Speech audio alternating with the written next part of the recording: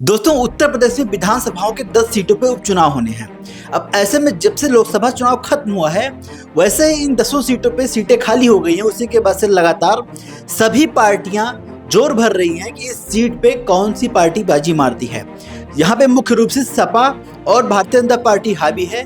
जिस प्रकार से 10 सीटें खाली हुई हैं, उसमें सबसे प्रमुख सीट अयोध्या की, जनपद अयोध्या की, अयोध्या लोकसभा के अंतर्गत मिल्कीपुर आती है।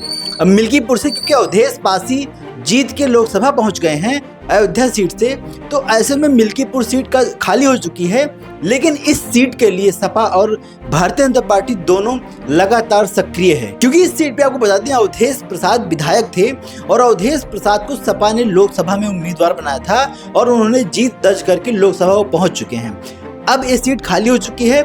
इसके पहले ये सीट भारतीय जनता पार्टी के पास हुआ करती थी, लेकिन इस विधानसभा चुनाव में भारतीय जनता पार्टी ने इस सीट को अपने हाथ से खो दिया।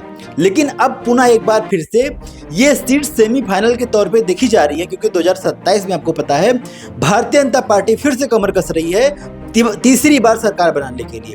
तो ये सीट कहीं ना कहीं सेमीफाइनल के तौर पे देखी जा रही है कि अगर ये सीट जीतते हैं, ये सीट ही नहीं लगभग 10 सीटें जो उपचुनाव में हैं, उस पर सबसे अधिक सीटों पे जीत कौन दर्ज करता है, इससे डिसाइड होगा कि उत्तर प्रदेश में 2027 की दिशा क्या होगी। अब ऐसे में अखिलेश तो हुंकार भर ही रहे हैं, लेकिन योगी आदित्यनाथ ने मिल्कीपुर सीट और जनपद अंबेडकर नगर की कटहरी सीट को अपने हाथों में ले लिया है। अब इन दोनों सीटों पे सबसे ज्यादा सक्रियता मिल्कीपुर सीट की योगी आदित्यनाथ की है, क्योंकि जिस प्रकार से इस बार भारतीय जनता पार्टी की बेइज्जती हुई थी अवधेश प्रसाद के रूप में, जिस प्रकार से अवधेश प्रसाद जीत कर लोकसभा चले गए थे, वहां भारतीय जनता पार्टी की हार हुई थी, उसका बदला कहीं ना कहीं योगी आदित्यनाथ लेने के लिए उतारू हो गए हैं। वहीं दूसरी तरफ अखिलेश की बात कर लें तो पूरी तरीके से अखिलेश भी सक्रिय हैं। वहीं अखिलेश अवधेश प्रसाद के लड़के अजीत प्रसाद को आजमाने की कोशिश कर रहे हैं। तो देखना दिलचस्प होगा कि भारतीय जनता पार्टी में जिस प्रकार से ये सीट मायने रखती है, वहीं योगी आदित्यनाथ ने सुपर 30 बनाई है अपनी।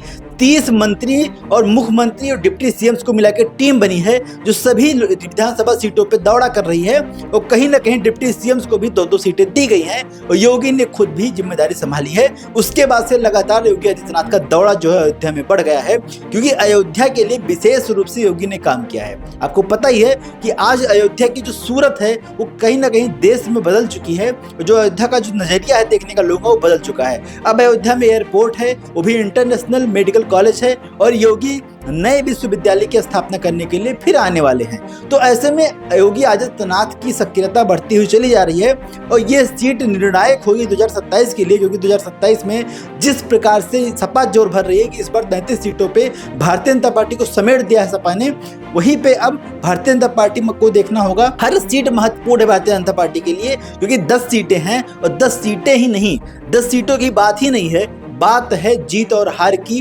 क्योंकि इससे पता चलेगा कि क्या लोकप्रियता घटी है, क्या लोकप्रियता बढ़ी है। और ये भी देखना दिलचस्प होगा कि जिस प्रकार से अवधेश प्रसाद इस बार अयोध्या लोकसभा से चुन के संसद भवन पहुंचे हैं, ऐसे में क्या वो चूक थी या फिर भारतीय जनता पार्टी को लोग फिर से पसंद करना चाहेंगे, तो देखना दिलचस्प होगा। लेकिन फिलहाल सभी नेता हुंकार भर रहे हैं और उसमें कहीं ना कहीं योगी आदित्यनाथ का पलड़ा भारी है, क्योंकि योगी आदित्यनाथ फिर से अयोध्या को एक नया विश्वविद्यालय देने जा रहे हैं। वहीं तमाम सारे विकास कार्य योगी ने अयोध्या के लिए किए हैं। तो क्या अयोध्या की जनता, मिल्कीपुर क्षेत्र की जनता योगी आदित्यनाथ को लाइक करती है या फिर अवधेश पासी के पाले में फिर से चली जाती है, ये देखना दिलचस्प होगा।